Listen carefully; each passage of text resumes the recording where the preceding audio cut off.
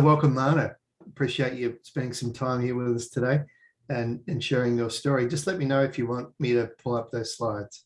Thanks for giving your time today to join us. Whether it's finding a job or, going on a job search for purpose. The reality is, I'm hoping today we have a discussion and hopefully we all find new ways of determining how to tell if a company has a purpose and truly lives its purpose. Does the company walk the talk? And what research can you do to further define this? To me, it's not only a matter of what is your purpose, but it'd be even great if the company not only aligned with your purpose, but actually was a more conscious capitalistic company. My story actually begins in late 2019. When I lost my job, I feel like I'd given my all to this company. I'd been there 16 years. The company doubled in size to, nearly $2 billion. There was lots of travel, global collaboration in my role. I was, sort of a go-to person for special projects and anything that was important to my boss, the CEO, but didn't fall under anyone else's sort of job description. And then my boss, the division CEO, left the company, and I felt a bit lost. I wasn't always clear where the new CEO wanted to go, what was important to him. And I think ultimately I realized that too much of my own identity was wrapped up in those 16 years and in that job. I thought my self-worth was tied to my paycheck. So when I lost my job, I took a few months off, and then I started my search for another job. And, I wanted to do something that inspired me. I was tired from the old job. As I started my search, if you ignore the fact that it was in the middle of COVID, which was a whole nother layer on top of this, but I started to kind of look at companies, and I was like, gosh, everyone says something on their website about what they are, but do they really follow this purpose? Do they really walk the talk? Are they a sustainable company? Do they really care about diversity and inclusion? Are they really, saying the right things, but is really in the end, it's about shareholder value? I was, semi-uninspired, and ultimately, when I started to get more involved with conscious capitalism, I was always intrigued by the organization and what they offered. I started to learn more about these tenets of conscious capitalism and what sort of makes a good business. Of course, it's easy to think of some big businesses that do this, and there were some of the logos on Glenn's previous slides, but Patagonia, Whole Foods, Ben & Jerry's, Trader Joe's. I mean, you knew they were successful and they were philanthropic, but does philanthropic in and of itself make them a conscious capitalistic organization? And was their philanthropic avenue something that resonated with me? And so as I continued to learn more, again, I'm trying to figure out, well, okay, so is this a true purposeful walk the talk kind of company? And what I did find is that Ben & Jerry's talked to me. What I thought was great about Ben & Jerry's is that they clearly do have a higher purpose, but before, the only information I really knew about Ben & Jerry's beforehand was that from an innovation standpoint, they were like the master innovator. They're forever coming out with new flavors. They've got these really creative, interesting write-ups about why the flavor came out or what connection it's making back to its purpose and some of its social justice goals. And what I also knew about Ben & Jerry's from a business and innovation perspective is that they celebrated their failures. And that was like something just echoed constantly in the company I came from. And we had failures, but we didn't celebrate them. It was a quiet celebration in a management meeting. But what I love about Ben & Jerry's is they actually have a flavor graveyard. And that's where they basically put all their flavors that didn't do so well. I think some of them they plan to just sort of sunset anyway, and they put in there. But what I love also about Ben and Jerry's, as I started to learn more about them in the vein of conscious capitalism, is that again, I feel like they walk the talk. They right there on their homepage, on their website, it right next to, as much as it is about their flavors and where you can buy their stuff, it's about their values. They want you to know that values is hands down one of the more important aspects of their business. They talk about how they do business, issues that they care about, the foundation, and then their progressive values. So, again, whether you agree with all of these things, you have to admire the transparency of an organization as large as Ben and Jerry's that really basically says, hey, we stand for something and we're going to tell you exactly what it is. And everything that we do is going to fortify that. I love the fact that they basically have a really great, Chobani's is another great one. I agree, Jeremiah or Jeremy, whichever you prefer. One of the other things that they really do is they link sort of how they conduct business with all of their partners. You'll see that in some of the things that we talk about later. Right there on their website, they say, we believe that ice cream can change the world.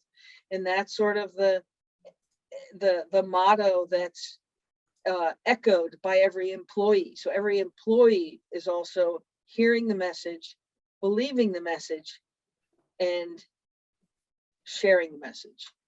And that's a really hard thing to do in a lot of organizations from a communications perspective. You can say these things, 100 ways to Sunday, but it may or may not be how much somebody's actually really believing it and being an ambassador for the message. One of the other great things that Ben and Jerry's does is they actually have a social and environmental assessment report that they put out annually or semi-annually.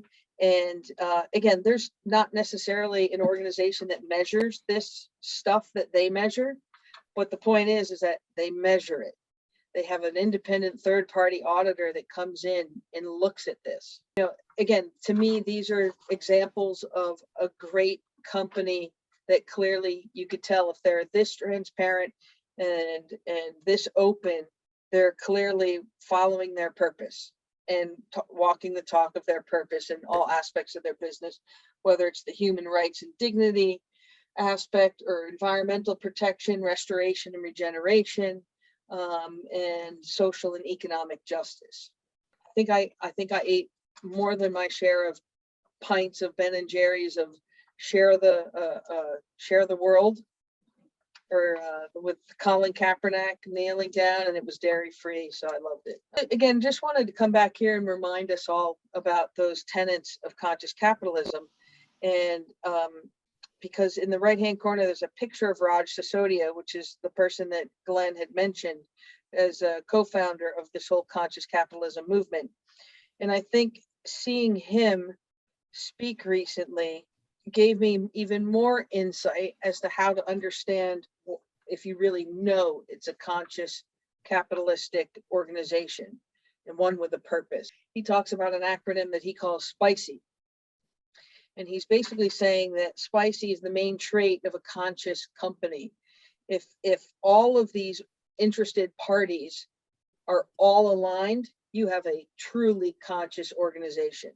Clearly, society has to be a first stakeholder in a company where, there's some sort of societal issue that the company cares about.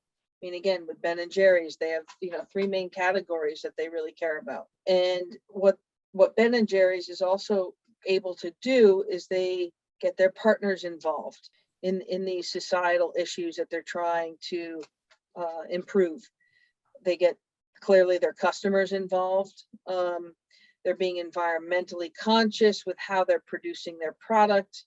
Their investors are also buying into the concepts that they're pursuing, and not because their investors think, oh, we're going to sell a lot of Ben and Jerry's and we're going to get a quick return on our dollar and on our share, but they're doing it also because a lot of the shareholders take a longer view of the business, and are kind of okay with slow and steady wins the race, but they're also okay with all the other aspects of the business and how they're creating the brand and improving the brand with in society, and also getting their employees to be evangelized and spread messages. This is more great insights from Raj Sisodia, and what he basically said was, when all of those organizations are aligned with a company,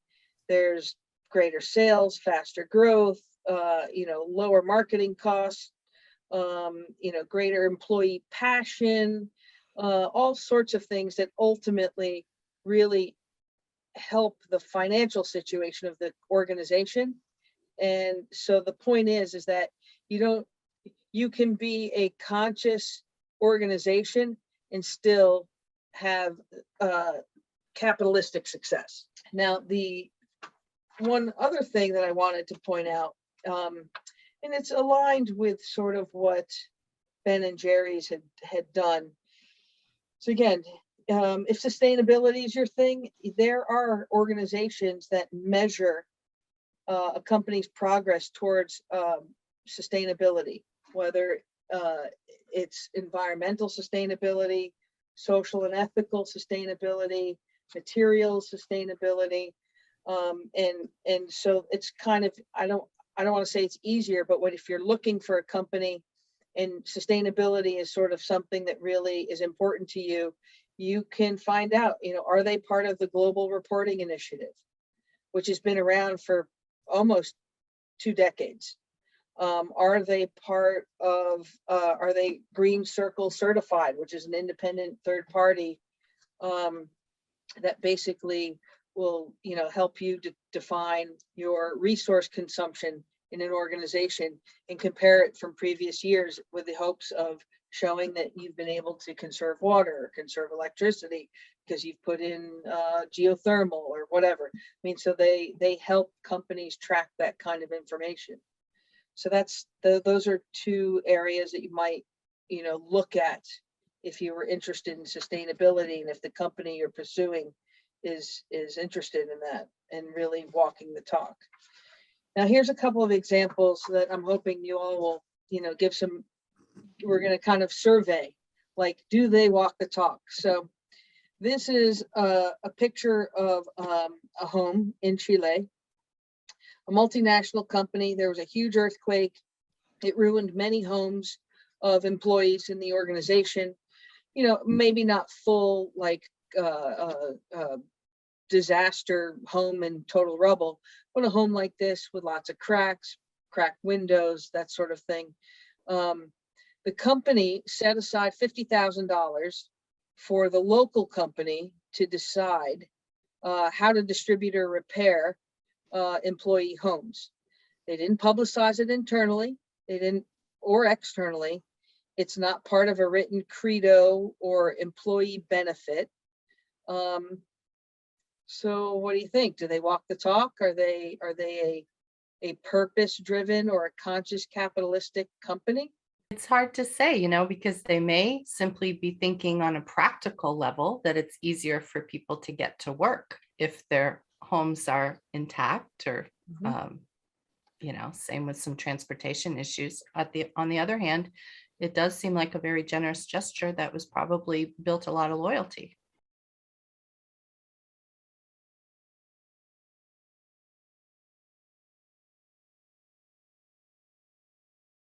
We have in the chat that 50,000 sounds like pocket change. It is, but in Chile, it wasn't pocket change. Yeah. I also, Marna, when you said that they didn't publicize it internally, that like piqued maybe they didn't really want people to take advantage of it. I think I'm more cynical than Eleanor, though. So that's an interesting perspective, and certainly valid. Glenn or Gavin? Yeah, so I guess one of the things that I think is always interesting is, trying to evaluate what the action is that somebody does, and then at the same time also trying to read into what the motivation is, right? Because they're really the two parts of the thing.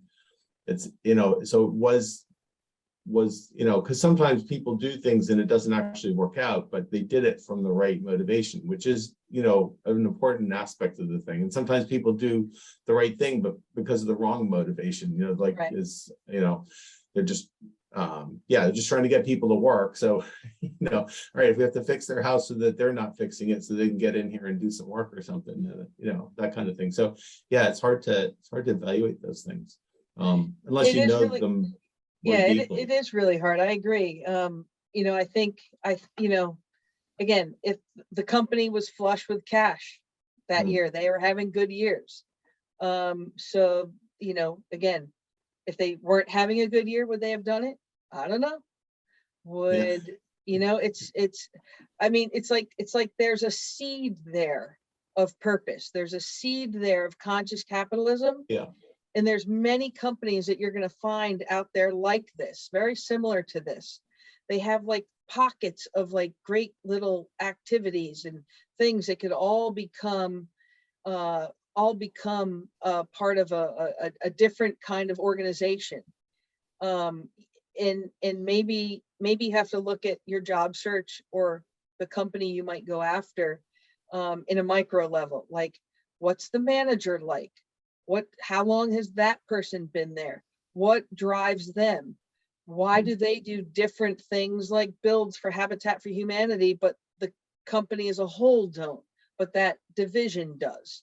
Or, it's, so, I mean, it's not black and white. It's very, it can be gray, and you just hope that ultimately little gray things like this can become something bigger and bigger than itself. Glenn? I think what you're talking about is a sort of fragmentation, like company may be producing toxic chemicals and then have a very active philanthropic side to offset off somehow. And Right. Philip Morris was like that with all of their, investment in the arts community. So that in itself is a bit of an offset program, which to me is a bit dubious, but very common. Right. And then, like you're saying, the do good aspects of an organization are often fairly unevenly applied as well. So I'm agreeing with your sort of synopsis here, is that conscious organizations operate this way throughout and consistently. Consistency is probably the most difficult part. Right. Like I said, there are years that are good and there are years that aren't. And what do you do that's always going to be considered conscious? I mean, and that's the sort of test of authenticity for me, I think, and for most others, is to see what they do year over year. Yeah, I agree. Consistency is the real big key. And just as a side note on that previous company that did the work in Chile, also, again, we talk about these little like pockets. A well-regarded sales manager lost his home in a mudslide in Pennsylvania, if you remember those a few years back. And yes, the guy had insurance, but they basically fronted this sales manager a large sum of money to get his family and his house sort of back in order as quick as possible. Again, were they going to do that for every sales manager? I don't know. So we'll move on to and one more thing on the previous slide is that the same company in a different country has institutionalized a program very similar to Extreme Home Makeover. It's sort of like the Andes edition of it. And they basically annually have an independent panel of architects and engineers from the city review applications from employees who fit within a certain employee or socioeconomic level within the country.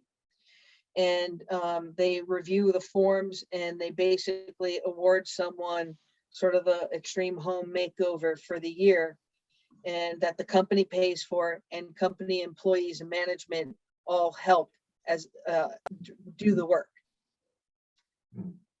So that there's so much potential in that company.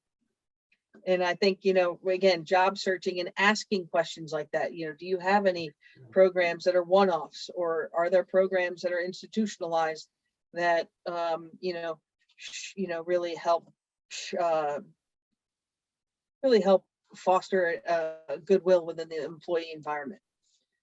So on this one, okay, so does this company walk the talk? Let's decide on this. This is a company that empowers employees to work on special projects that they see will advance and improve the company or the work environment in safety. No permission is necessary for management. The company tells others about its success, what they're doing, and it's really a part of everyday culture.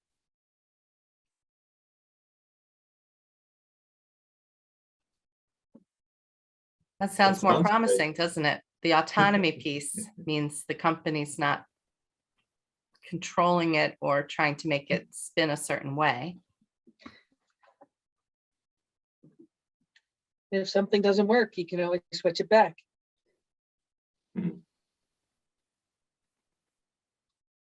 So that's, and again, that's another example. Again, it's something that's institutionalized.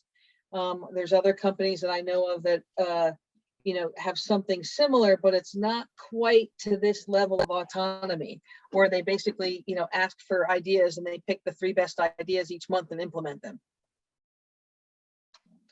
But again, all those ideas are from the ground up, from employees. Okay, so the next slide. So here's another question: do they walk the talk? There's a company that recognizes the need for utility management personnel in their community.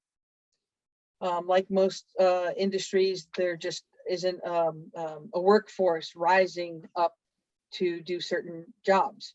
So they work with neighboring utility companies and a nearby university to set up a certificate training program for utilities management. Do you think that that's sort of a company that walks the talk, that has some conscious capitalistic traits to it? It is self-serving, I agree. But it's also fulfilling a need, because the rest of, well, I'm sorry, I shouldn't be interjecting. But I sort of feel like, they recognize that they provide a service to the community. And if they don't have the proper skilled people in place to continue that over time, what's going to happen to that resource? They are attending to stakeholders, so it makes me want to pull out the concern for all stakeholders tenet of conscious capitalism and say, they're looking at the bigger environment. And I see that with a lot of actually large C corporations located in small to medium cities. They invest in the arts, they invest in education, and invest a lot in the community. They get a return for that, for sure. Right. Now the question is, they're conscious. I would say, okay, yeah, they're conscious there, but I guess to Glenn's earlier point, what products are they making? How are they treating their suppliers? Are they a fully conscious business is a different question. But I would say the act of investing and having the thought of investing in education and arts and other things is, shows that at least they're have some other thoughts on other stakeholders. So that's kind of my thought on that one. Okay. Are they conscious, or are they just creating an image? And I'm just noticing how cynical I am today. But I don't know, maybe it's an interesting counterpoint to this whole conversation. But I love the conversation because I was actually just read 2 books about altruism, and in both of the books it comes up that if you do something, and it makes you feel good, is it actually altruistic? Because you're getting a benefit out of it. You're feeling good that you did a thing, right? So you've got this sort of weird, so whenever you do something for a group or for something, and it actually works out, and in some way it comes back and benefits you, you know, if there is that question. So it's like, that's where you really get into like, what was the initial motivation for this? Yeah. You know, and it's so hard to know that, right? And that even makes you feel good, makes you look good. Yeah. Which is like, yeah, exactly. You just, somebody away. caught you. Yeah, right. So like, you know, one of the other examples that's similar to this is Whole Foods. You know, decades ago, they one of the stores in Connecticut actually lost power on Christmas Eve, and it was snowing outside, and actually they didn't lose power, they lost internet connection. They couldn't, you know, so the registers weren't working. So they just, you know, after like a few minutes, the manager in the store just said, just go, you know, because people had their shopping carts. It was Christmas Eve. They had, you know, things to do. But I always say, and it's snowing outside. Just go. We'll deal with it. You know, whatever. So there's like $5,000 worth of groceries just left the store, and over the next few weeks, people would come back and say, I had like $150 worth of groceries, so I made a donation to blah, blah, blah for that. Or, you know, there were articles in the press and whatever, and it became a national story. And so, you know, basically for $5,000, it was like great publicity. You couldn't have bought it, you know. But that wasn't the guy's motivation. He was just like wanted to get the people out of the store, you know. But that's kind of what happens in a good ecosystem is stuff comes back around to you and it works for everybody. So, but yeah, it's all comes down in a way to the motivation part. And also doing it when sometimes it's hard to do it. Like, yeah, I think somebody mentioned like, hey, if somebody's flush with cash and business is very good, sometimes it can be easy to be generous, but when things are hard, are you being generous and kind of going beyond yourself? Yeah. Right. So you want to see that spontaneous, you know, the spontaneous things, because that suggests that there's a culture that is, you know, the guy wasn't, you know, whoever the manager was, they weren't concerned that they were going to lose their job over that, you know, when they just told the customers go ahead with the groceries.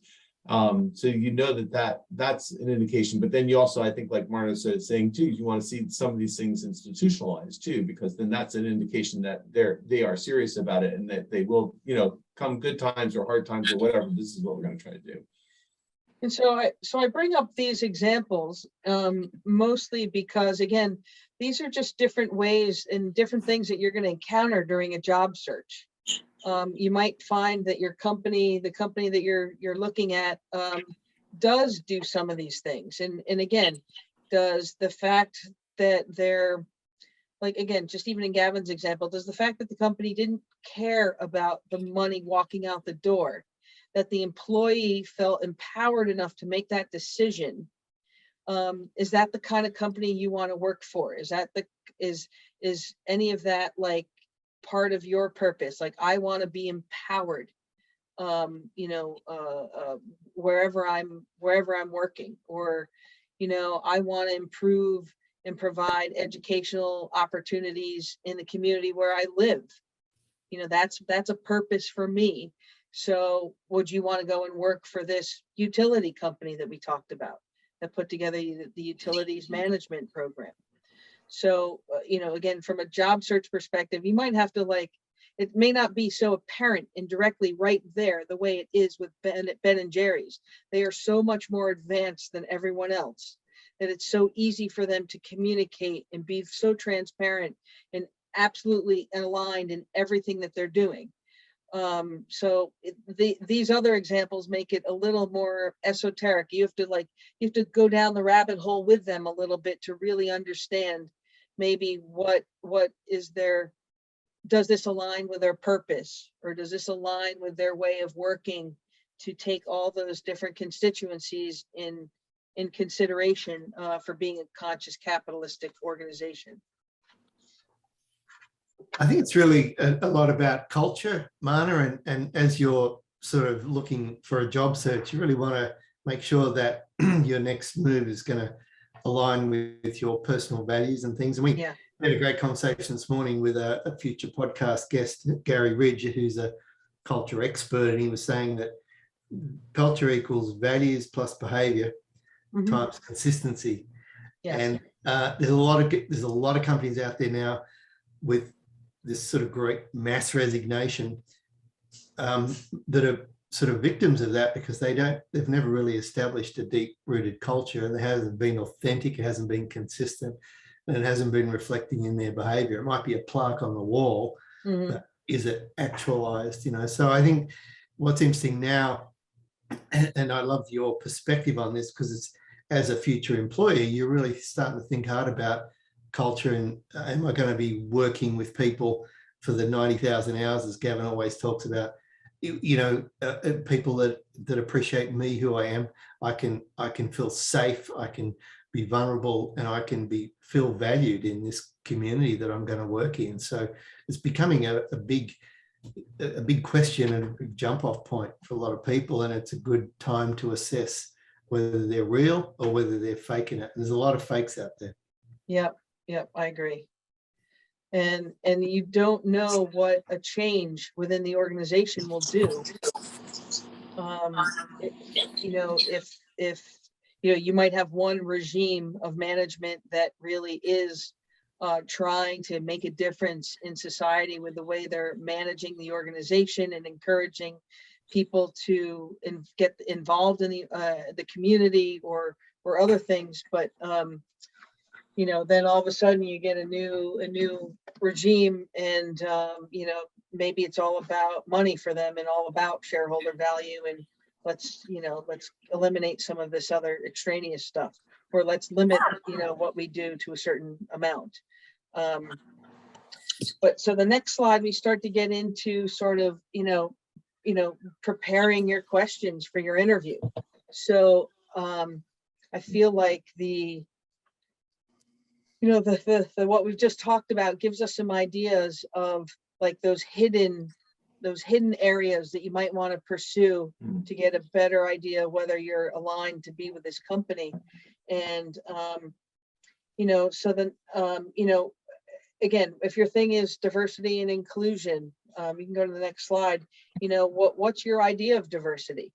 And you can ask that question of everybody you interview with, and it would be very interesting to understand if people, not just in HR, but your peers that you might interview with, etc., are giving a similar or the same answer as you're getting everywhere else.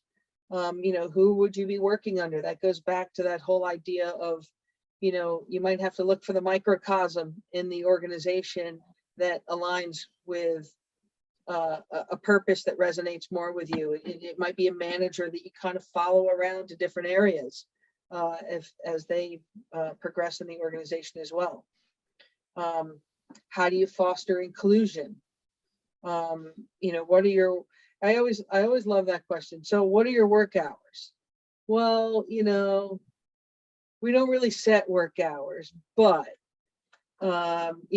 we start usually by 8 o'clock, and maybe most people are usually gone by 5:30. Well, okay, so is that the work-life balance that you want? Does everybody truly follow those hours, or is that sort of the person you're interviewing with projecting what they do to you, or what they think you need to do to prove yourself to the company? So again, you can group your questions based on concepts that are very important to you for your purpose. The next slide gives you an idea of some things to ask a CEO. Again, is diversity and inclusion a continuous process? Like, how does it evolve in the organization? How many diverse groups help make those decisions or formulate the goals for the organization, or is it just the division heads? Is it is there diversity at every level of the company? What do our customers look like? How much diversity is there? How do we what about our suppliers? I mean, you really almost want to ask about all of those stakeholders when you're speaking to the CEO, and get a really good idea of, again, what business value have you seen from diversity and inclusion, or sustainability, etc. So we can go to the next slide. You know, and again, it's more also about, you know, how do you measure progress? How do you celebrate progress? How do you, you know, change the momentum or change the direction as needed for corrections? But again, I think it's really super important to actually understand and ask these questions in the context of all of the different stakeholders. Well, so if we're doing that, how are we tracking our improvement on the environment? Again, also getting everybody that you speak with to actually define sustainability is probably an important thing to do, because sustainability is not just the environment. It's so many other things, especially as reported in the Global Reporting Initiative. So again, that's another way to kind of check and see how, you know, if the company's walking the talk. Are they measuring themselves on those things? Are the people that you're interviewing with able to actually answer all of these questions in a similar fashion, that we sort of know how entrenched these the purpose of the organization is? You know, what's the main question you're trying to solve, or what's the main society? How do you get involved in your community? How are you trying to improve it? Is that the same in every city where the company is located? Every country? You know, how does it all align and come together? So those are essentially my thoughts on this. I'm sure there's more questions that people can come up with as it relates to trying to sort of vet out a company that you're looking to work for. The one thing I thought was kind of interesting is, again, the purpose of Raj Sisodia that he actually wrote on paper. And I think that most of us haven't put our purpose on paper, and maybe we should.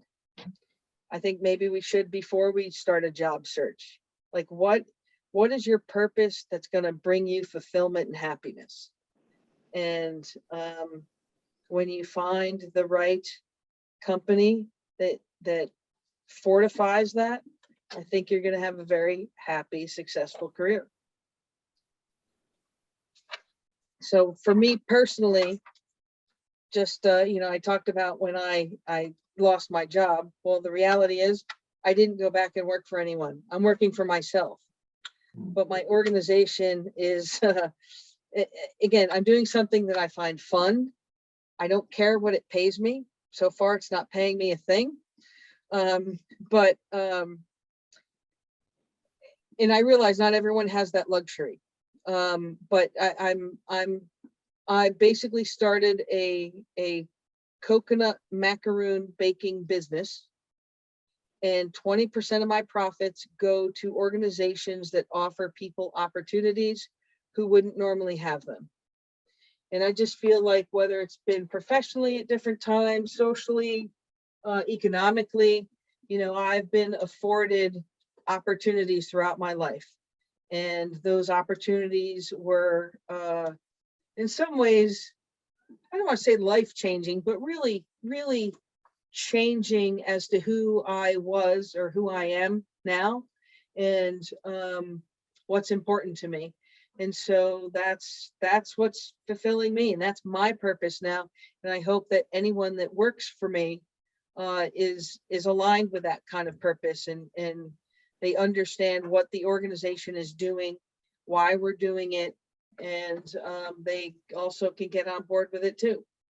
So, Marna, I've really enjoyed hearing your journey today, and I've known you for most of this journey, so it's particularly gratifying for me to hear you tell it today. And it's funny how you frame certain things, and I say you, I mean us. When you say I lost my job, and I've said that a few times myself, but in fact, it's been a gain, a personal gain. Yeah. Because you've been able to transfer the loss or the learning from the loss. And as you said, your previous job, that sort of was your identity. So it's a tremendous transition when you go from that to identifying yourself differently. And I think you've done an awesome job of that personally. And I really think that this conversation we're having today is a really good way to view it, a good lens to view it from. So well done. And I think job searching, again, I was job searching primarily in Connecticut, and I feel that, you know, there are a lot of companies in Connecticut that have like these seeds and these elements of pursuing a purpose and actually living a purpose, or being a very conscious capitalistic organization. And I think the more that we can get similar thinking people about conscious capitalism into these organizations, you know, the more everyone's going to progress, whether it's the company itself, the employees there, the community, society. Let's face it, we got a lot of problems in this world that we all need to help solve. So be interesting to have a conscious capitalism kind of a glass ceiling site where people could, you know, brag on their companies or question certain companies from the inside. yeah, Kind of I think there's that would be a lively one.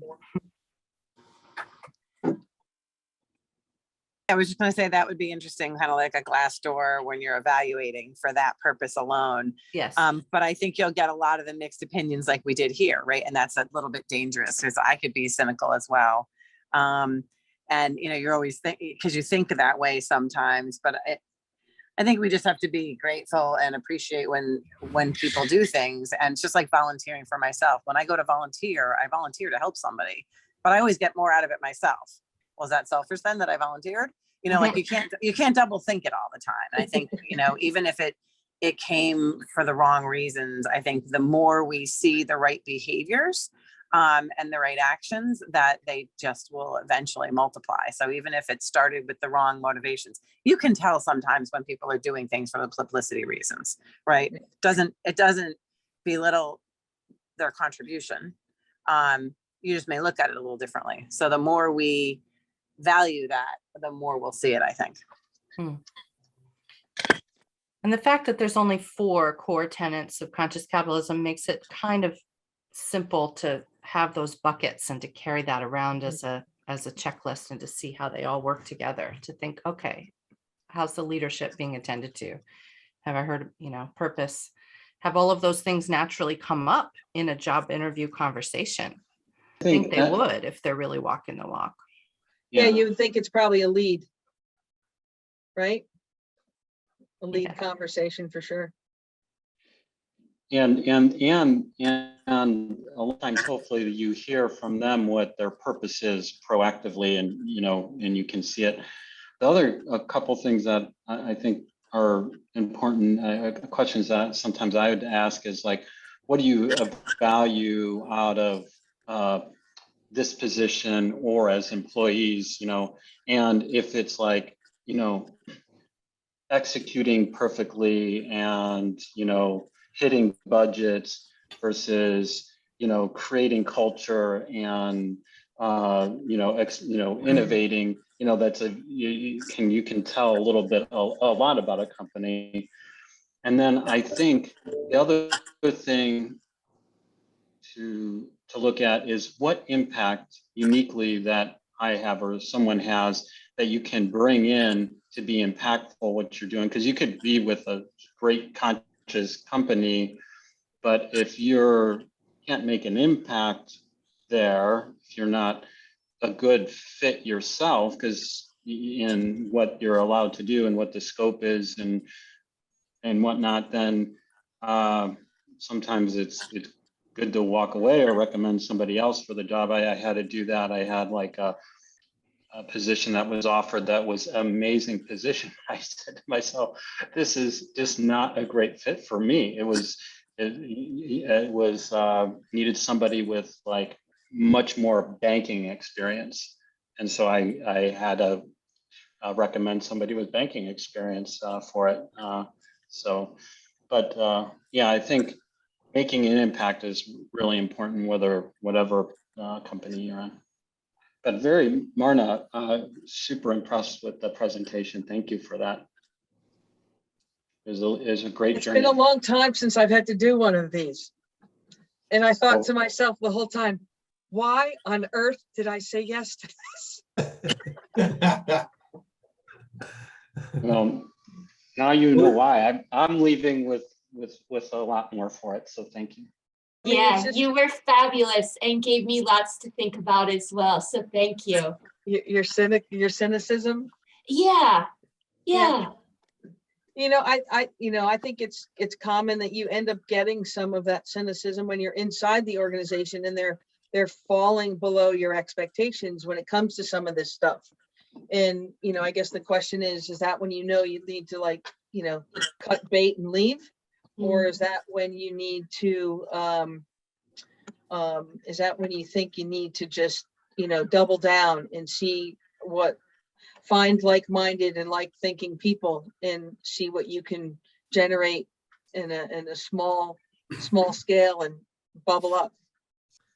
Also, I think at this stage of your life where you're looking at a new job, it can be very disruptive, because you're about to make a big investment in many ways to a new company. And I wish I'd have applied these set of filters to some of the brands that I'd walked into for interviews, because it could have saved me a ton of time and time not well spent with people, toxic kind of environment. So I hope that other people will get that lesson from this presentation today. Yeah, a lot of this applies to the companies that we work with, business to business as well. I certainly have made some of those mistakes early on too. But now you spot it pretty quickly, don't you, Glenn? Well, hopefully you get better with age, Judy. Yeah, catching things and starting to do something about it, either changing where you go, like you were saying, or trying to fix it from inside. Okay, well, this might be a good place to leave it today and get back to our hot day. So thanks everybody for coming. Marna, great vision and ideas and experience that you've shared today. And that's really important that we do that here in our regular gatherings. Thank you all. Thanks, Glenn. Thanks, Marna. Thanks, everybody.